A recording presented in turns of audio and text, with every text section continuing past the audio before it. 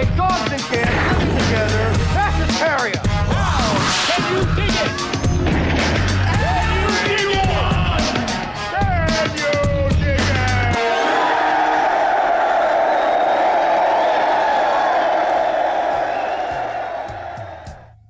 What's up, you cult classic loving freaks, and welcome back to the Lucid Nightmare.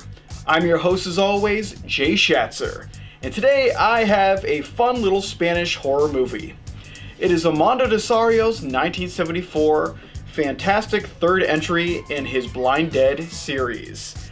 It is the Ghost Galleon, and this one might not be as great as the first two, but it still has a hell of a lot of atmosphere. And those creepy Knights Templars are back, and they look great and fabulous and decrepit. So let's just jump right in, check this one out, and see what you think. Here is the Ghost Galleon. The Ghost Galleon, aka Horror of the Zombies, is a brilliantly macabre follow-up to Amando de Osorio's fantastic Blind Dead horror series. Etched in that same morbid overtone and savage lust for death, the production basks in a hyper-stylized gothic world of decrepit moments and undead mayhem, all in that Spanish 70s Euro style. Cruel and unusual to say the least, the Ghost Galleon is perfect for a fun night of frights and unsettling delights. The film follows a ragtag crew of entrepreneurs and fashion models who attempt a publicity stunt on the high seas of the Atlantic Ocean, only to be thwarted by a mysterious ghost galleon and its undead crew of zombified Templar Knights, who crash their party, spoil their plans, and ferociously begin eating them one by one. Can these enterprising opportunists escape the cold clutches of these decrepit ghouls, or are they now permanent fixtures on this death ship of doom? Following in the footsteps of its predecessors, the Ghost Galleon takes a collection of strange characters, mixes them up in the warped Knights Templar mythology that Amando de Osorio has crafted up, and just lets them loose with delightfully maniacal results. The cast spans the gamut of beautiful fashion models to uptight manager douchebags, and everything in between, and they all serve as chow to those lovable and ridiculously hungry zombie Templar Knights. The heavy hitters of this obscure and insanely atmospheric production are Maria Persci as Lillian, a career-minded businesswoman whose overachieving ambitions have landed her in the hot seat. Jack Taylor as Howard Tucker, a scheming philanthropist whose bright idea could be his ultimate demise. Barbara Ray as Naomi, a beautiful model who is searching for her long-lost friend.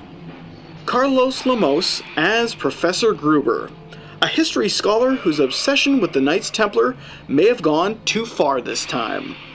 And finally, Manuel de Blas as Sergio, Howard Tucker's right-hand man and indentured henchman. As diverse as the cast is, they do a wonderful job with the limited material of being scared out of their damn minds while being devoured by the creepy ghouls of the picture. That brings me to the main pull of this demented series of films, and that's the Templar Knights themselves and the atmospheric quality that comes along with their overbearing presence. Totally ominous and wholly unsettling, the work on the zombie-like creatures is on par with the previous two films, and they've given some great opportunities to show what they're made of, and let the red stuff flow. The sequences where the Knights Templar stalk the doomed characters of the film are really great, fused with that gothic insight that brought so much dread in their earlier outings. The location of the Ghost Galleon and centering most of the story in this rotten setting truly makes for an iconic horror locale, which is rich in atmosphere and overflowing in unsettling visuals. If you're looking for a great way to spend a frightful night, then give this interesting production a chance. It's a smaller, more confined film than its predecessors, but it still brings that uncanny charm that this series is known for. Morbidly entertaining and tremendously hypnotizing, the Ghost Galleon, aka Horror of the Zombies, genuinely is a fantastic Spanish horror flick, one that continues the Blind Dead Knights Templar story in the most unexpected of ways. In the end, the Ghost Galleon is a cruel and unusual zombie tale that pulls no punches and drowns its audience in uncontrollable dread. And there you have it, weirdos. That is the insanely fun, low-key, and atmospheric horror flick, The Ghost Galleon.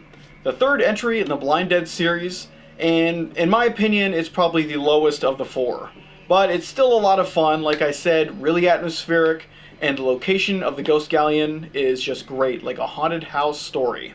But guys, that's it for me today. Hope you enjoyed that one, and I hope you like what I'm doing here. If you do, please like and subscribe. And if you have time, leave a comment below because I'd love to hear from you. But until then, I will see you all at the next movie review. Take care.